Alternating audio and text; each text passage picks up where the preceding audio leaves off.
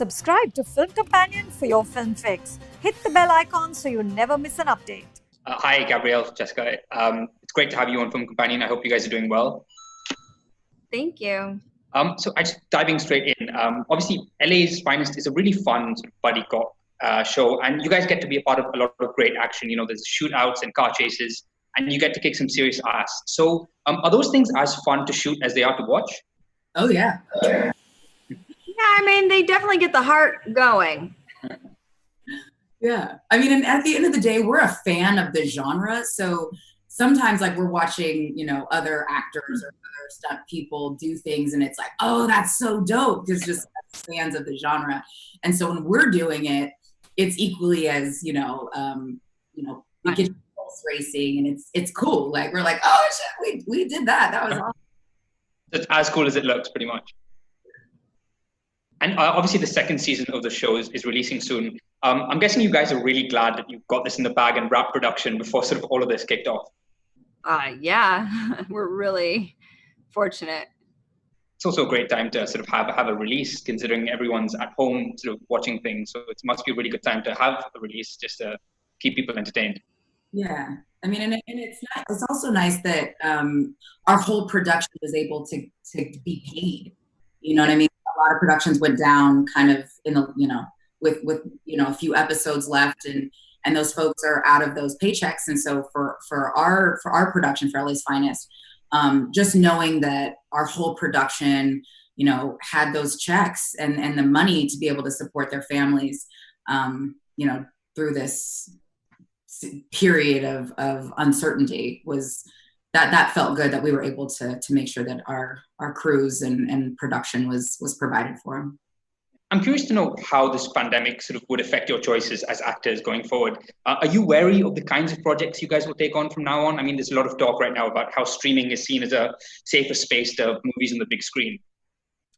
I mean, usually when you take on or you get, packaged together a project, the distribution channel is not always up to you. I mean, so how it's distributed is like 100% out of the actor's hands. Yeah. And so usually it's just a great character, a story that you feel compelled to tell, or a genre you're excited to be in, people you're excited to work with. That's usually how it goes, I think, Gab. Yeah, I mean, and I think the thing that's going to become a larger issue is, what will production period look like? Whether your film end up in a movie theater or on streaming or on cable or whatever, how do you control the means of production to where everyone is safe? And that just remains to be seen. And, I was asked about, how are you going to feel about, kissing scenes from here on out? And I'm like, Jessica and I, every scene that we have, we are in close contact with each other. Pretty much every actor is in close contact, and you don't have to be intimate to be in close contact. And because there's so much mystery still surrounding, the spread of the virus and how long it can live in the air. Like, how do you quarantine a whole production? How does that work? How do you have, safety, protocols that are standard for everyone, not just the actors, but the crew? All of that is still up in the air. So none of us have any idea what we're going back to work to and how that's going to look. So I think we're all just sort of waiting to see and getting more research, because this is as a global pandemic.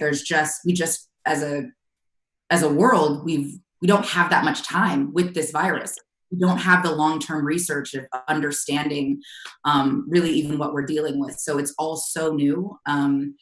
I know pretty much nobody wants to be the first production. I would be on the first production out.